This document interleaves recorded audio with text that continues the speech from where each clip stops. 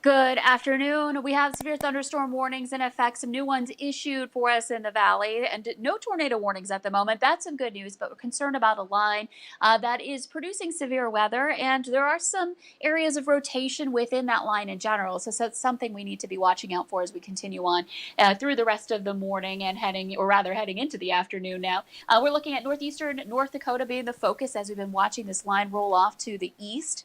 And that line of storms that did produce the tornado warning earlier. No reports, but just enough rotation to cause some concern. Zooming in, you can see we have that severe thunderstorm warning in effect now for parts of northwest Minnesota, Kitson County, the western part of the county, northwestern corner of Marshall County in Minnesota, northern parts of Walsh and Pembina County included in this until 1:15. So Cavalier getting hit right now. Grafton, it's about to come to you. Park Rapids, or Park River, rather, same thing. And then eventually over toward Hallock and other areas. Lots of lightning associated with this. So I'm going to take that off.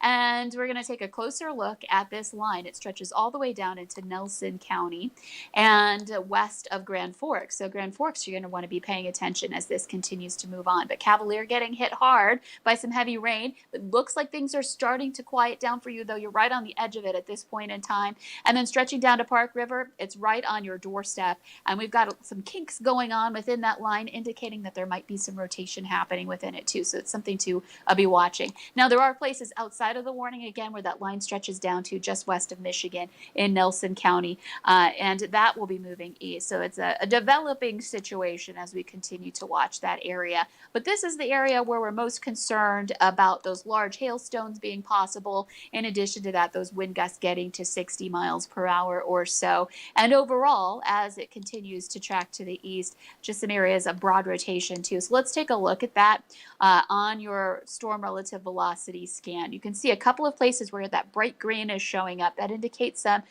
rain and maybe some hail heading toward the radar site.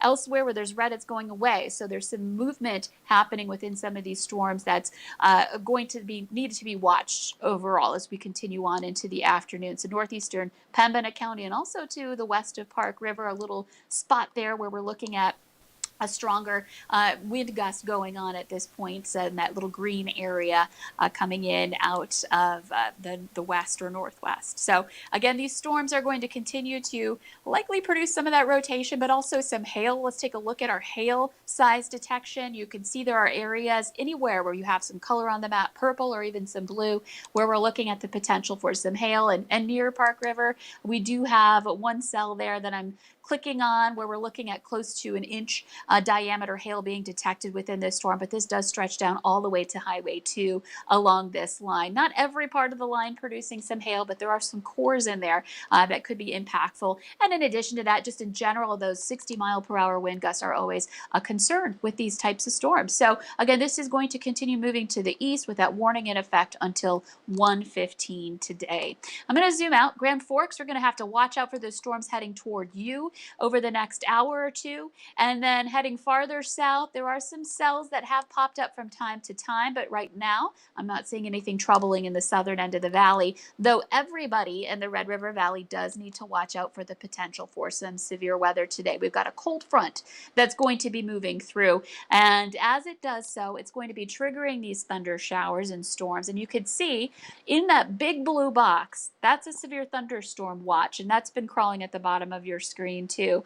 And you could see that that's basically following that line of storms where we could see more development. And as it moves east, we'll see that potential for severe weather continue.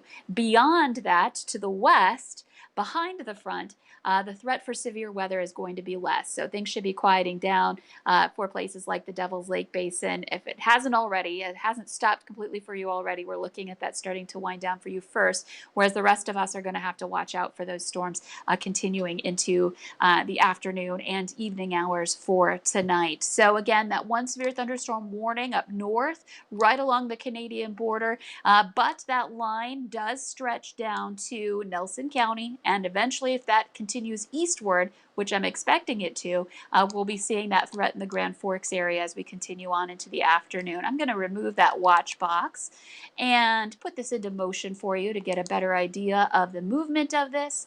And again, over the last hour, we've been watching this roll its way eastward and continue to develop to the south as well. So this may continue, the southerly development on it. But the strongest part of the line by far up in the northern part of the valley, including, again, those areas in the warning. And that does include Pembina, Kitson, northern parts of Walsh, and that extreme northwestern part of Marshall County in Minnesota here this afternoon. So one severe thunderstorm warning in effect, continuing to monitor right here for you, and we'll let you know if we have any new updates to pass along. Until then, we'll return to programming, but we'll let you know if there's any warnings or any new reports coming in with these storms throughout the afternoon, continuing to track this for you on Valley News Live, on the VNL First Alert weather app, and on our Valley News Live social media pages. For more First Alert weather updates, download the Valley News Live weather app.